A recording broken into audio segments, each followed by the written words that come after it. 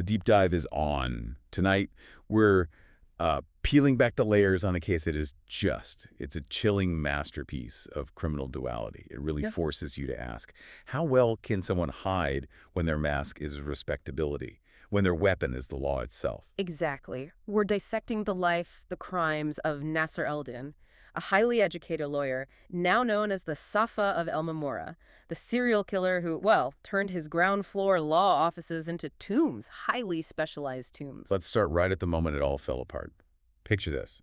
It's 2 a.m. in El-Mamoura, Alexandria, usually quiet, but this quiet is shattered. Sounds of arguing, shouting, real commotion coming from a ground floor law office. Yeah, and this wasn't just a one-off. Neighbors were already suspicious of this lawyer, Nasr El-Din. They talked about his late-night activities, these excessive gatherings, red parties, they sometimes called them, running till dawn. So this argument, it was the last straw, basically. Absolutely. A neighbor picks up the phone, calls the landlord right away. The landlord shows up, demands to be let in. You can just feel the tension, right? Yeah.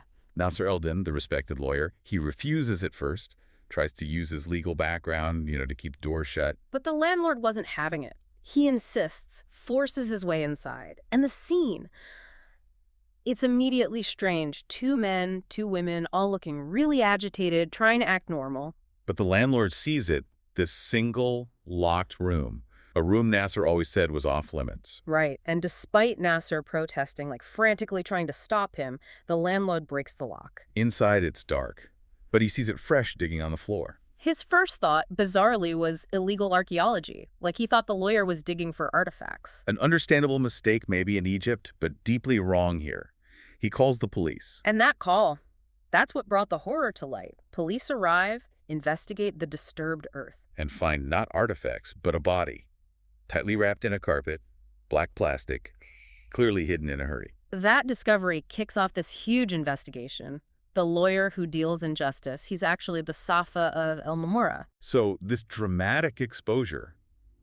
But who was this man?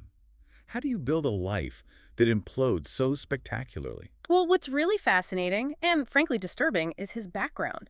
Nasr El-Din graduated law and Sharia back in '94, got very good honors, highly intelligent. He had all the pieces for a successful, ethical career, deeply religious image, command of language. The perfect setup for a respected lawyer. Exactly. But underneath, there was this fatal flaw, an intense desire for quick money, big money. So the ethical path was just too slow for him. Way too slow. He pivoted, almost immediately it seems, from lawyer to calculated fraudster. And he used his early career to build this veneer of respectability. Pretty much. Started in Jordan, specializing in bankruptcy, rescue, complex stuff, highly sought after, then moved to Saudi Arabia, worked as a broker, made a lot of money, but apparently burned bridges, ruined his reputation there, had to come back to Egypt. Okay, so back in Egypt, this is where the scale becomes clear. He rents 19 offices.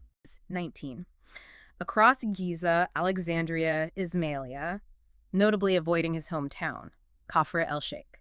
And the key detail, the absolute requirement for every single one. Grain floor. They all had to be on the ground floor. Yes, that wasn't random, that was strategic. It was essential for his MO. Why? What did the ground floor give him? Easy access, obviously, facilitated those late-night parties. But crucially, it allowed him to excavate, to dig up floors, bury evidence, bodies without the hassle of stairs or elevators. He weaponized the rental market, basically. Chillingly practical. And this strategy fed into his dual persona, right? Yeah. How did he keep that up? He mastered the balancing act, the devout sheikh image for his legal work, attracting wealthy clients. Then, the same offices, late at night, became these venues for, well, illicit gatherings, the red parties. It helped him find more victims, perhaps, or maybe just fed his instability. 2 completely different men living in the same skin. And this duality, it was part of a strict daily routine. Extremely rigid. Mornings, courthouse, systematically scouting targets, wealthy people usually involved in land deals, people with cash. And he used his actual legal knowledge against them. Exactly. Introduced himself, gained their trust, then bam, hit them with obscure contract clauses, complex legal jargon, made them feel scared, dependent, offered to handle everything to guarantee their rights, which really meant guaranteeing he could defraud them. And the fraud itself happened in a specific window. Yep, 6 p.m. to 10 p.m., client time. Then after midnight, the office transformed. Excess, parties. And here's the truly bizarre part. After a night of fraud, maybe even murder, he'd go online, post these religious pleas, asking God for protection, forgiveness. Wow.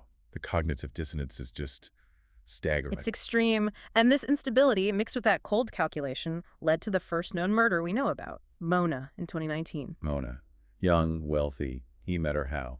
Through a legal issue in Giza. He couldn't defraud her outright, it seems, so he changed tactics, married her, a customary marriage, to gain control. And then things escalated. They moved to Alexandria, and that's where she apparently discovered the full picture, the fraud, the parties, his entire double life.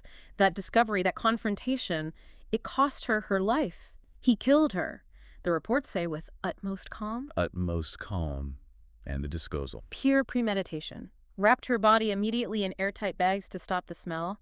Then he hired a carpenter, had a custom-sized coffin built, sealed her inside, and buried her in that locked room in his Alexandria office. The ground floor advantage in action. Already planned for. Just part of the infrastructure. Seems like it, and he just carried on. 2 years later, he lines up his next target. Engineer Mohamed Ibrahim, wealthy guy, lived abroad, back selling property. What was the lure for him? The promise of a great deal. Nasr convinced him to come to the office late at night, said he had a buyer willing to pay way over market value. The engineer went to the office and was never seen again. This was about 3 years before Nasr's arrest. And the cover story for the family, that was elaborate. Yeah, bizarrely so. He called them, using this strange, altered voice, claimed the engineer ran off with a Ukrainian woman to Sharm el-Sheikh, said he'd sold his house, his car, everything. Why such a flimsy story? Surely he knew they wouldn't buy that. But there was something else, a hidden message. This is heartbreaking. During that supposed call from the engineer, he apparently included greetings to people the family knew were already dead. Oh my God, a coded signal. Exactly. A desperate attempt to tell his family he was in danger, probably being forced to make the call. So the family suspected Nasr immediately. Right away.